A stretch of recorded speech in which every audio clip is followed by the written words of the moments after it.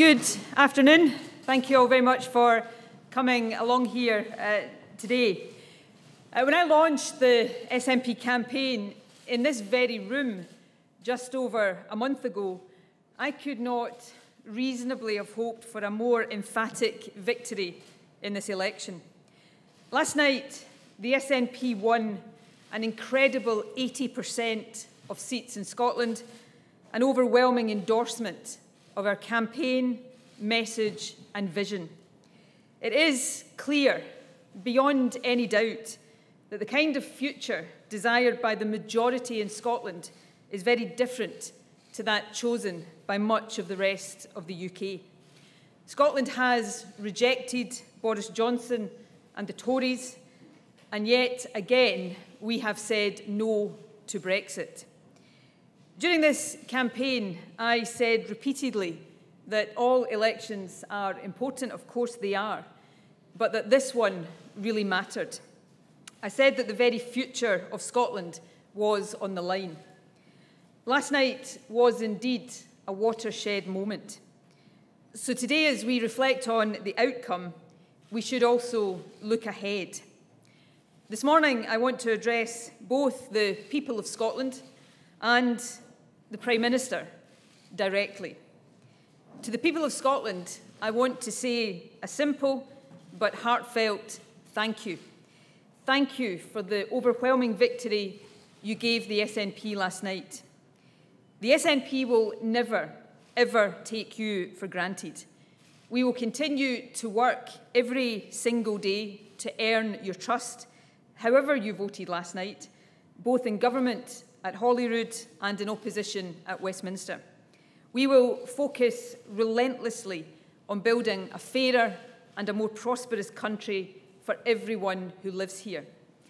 We will continue to promote the outward-looking, internationalist values that are so firmly at the heart of the SNP's vision for Scotland. And we will do whatever we can to protect Scotland from what I fear will be a deeply damaging Tory government. That means we will stand firm in our defence of our National Health Service. We will resist to the very best of our ability the ultra-Brexit Tory ideology that threatens a race to the bottom on issues like environmental protections, food standards and workers' rights. And we will stand up for the rights of those from other European countries who have chosen to live here. And I want to briefly address them directly today too. I am very aware that for you, this may be the most difficult day since the morning after the Brexit vote. So let me say this again, and from my heart, you are welcome here. We value your contribution, and I will fight with everything I have to protect your right to call Scotland your home. Now, of course, elections can be invigorating, but also bruising events. So let me congratulate all those candidates last night who won, but also commiserate with those who lost seats. Despite the hard-fought nature of this election campaign, I believe and I hope that we can, in Scotland, now agree on two fundamental points. Firstly, it is now clear beyond any doubt that the overwhelming majority of people in Scotland do want to remain in the European Union. That verdict was first delivered in the referendum in 2016. It was reinforced in the general election of 2017. It was strengthened in the European election earlier this year. And last night, it was emphatically confirmed. Westminster has ignored people in Scotland for more than 3 years. Last night, the people of Scotland said enough. It is time for Boris Johnson to start listening. I accept, regretfully, that he has a mandate for Brexit in England, but he has no mandate whatsoever to take Scotland out of the European Union. If he presses ahead, he will drive a coach and horses through the very idea that is supposed to underpin the UK, the idea that the Union is a partnership of equal nations.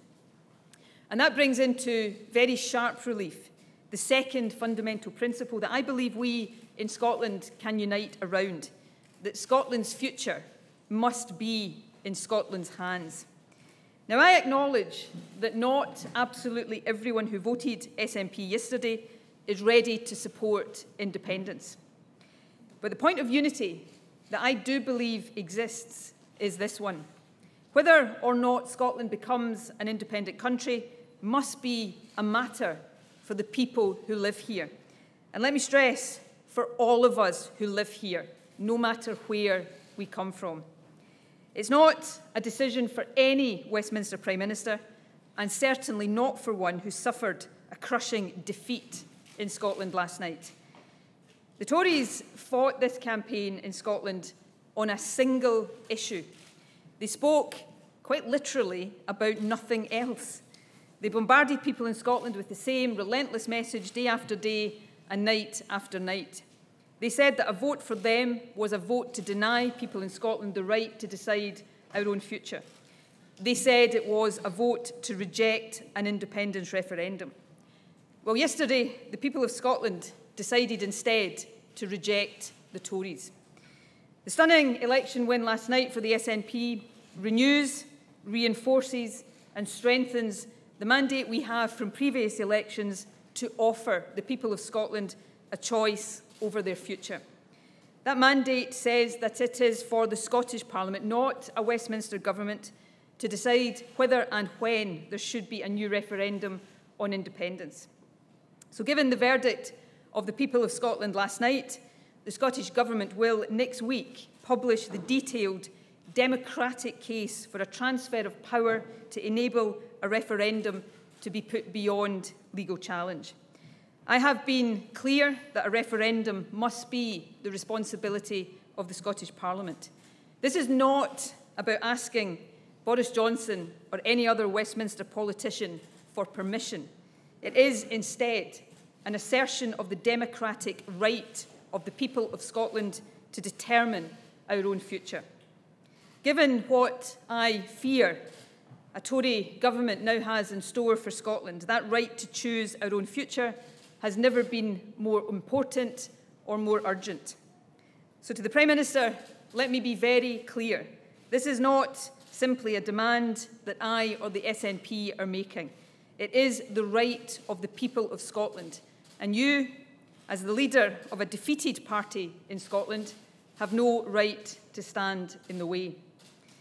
In an independent Scotland, we will always get the governments we vote for. We will have full control of the powers and the levers needed to build a truly fair and a more prosperous country. We can take our place as an equal partner with our closest friends in the rest of the UK and across Europe and the world. The people of Scotland have spoken. It is time now to decide our own future. Thank you very much indeed.